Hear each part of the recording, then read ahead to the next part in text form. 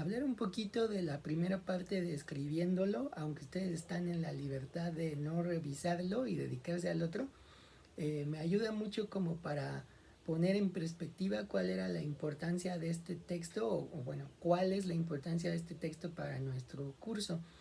Siento que cuando Paul Frederick narra el proceso de escritura del libro, de escritura, de armado, de edición, hace un ejercicio de reflexividad muy importante y muy interesante, y como yo les decía que en esa época y todavía parecía como muy destacado porque siento que de pronto iba mucho más allá de los clichés de cómo se escribe un libro o de cómo es un proceso de escritura. O sea, si bien Frederick sí habla de cosas que pueden parecer estereotípicas, o sea, de los libros que leía, digamos, no solo de antropología, sino de literatura, de que se echaba sus cafés, de que cuando se aburría se iba a ver el béisbol. Siento que a veces,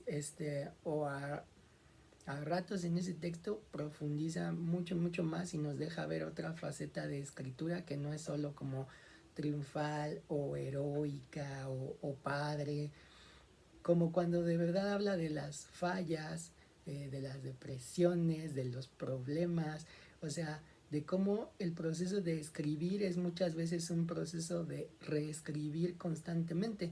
Entonces, por ejemplo, cuando él habla de cómo había cuartillas que llegaba a ser una, dos, tres veces, o no sé, de todas las veces que llegó a abandonar el manuscrito, ¿no? O sea, la narración es muy interesante porque como no tiene empacho en decirnos el capítulo tal se quedó parado 3 o 4 años o una cosa por el estilo, ¿no? O sea, que además podemos poner en perspectiva porque como yo les decía, es un proceso largo ese de creación.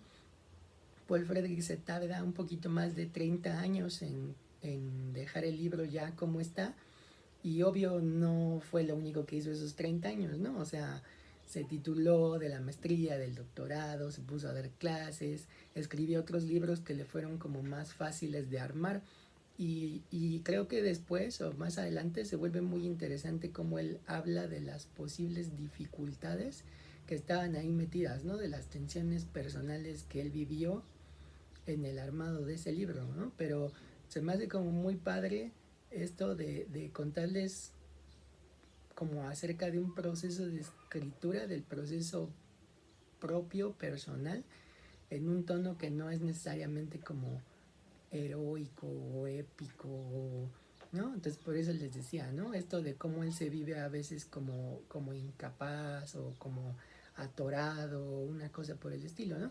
Que también aparece en una pequeña anécdota que cuenta, ¿no? De cómo le piden que le dé una charla a otro antropólogo acerca de los métodos que utilizó, y él primero dice que sí y después se siente muy muy inseguro, ¿no? O sea, dice, no, no estoy muy seguro de lo que hice, ni de cómo lo hice, ni de que lo domine, y entonces a la mera hora cancela, y, o sea, son como unos pasajes muy interesantes porque siento que son cosas que les tenemos que comunicar también, ¿no? O sea, que estos procesos de investigación, de creación, de producción, muchas veces son medio tortuosos y no son fáciles, y entonces tanto en sus proyectos como en las tesis, cuando vengan, cuando tengan que enfrentar ese otro proceso, ¿no? De creación y también burocrático institucional, pueden vivir muchas cosas de estas, y hay que saber hacerse cargo también de esa frustración, creo. Entonces creo que es una gran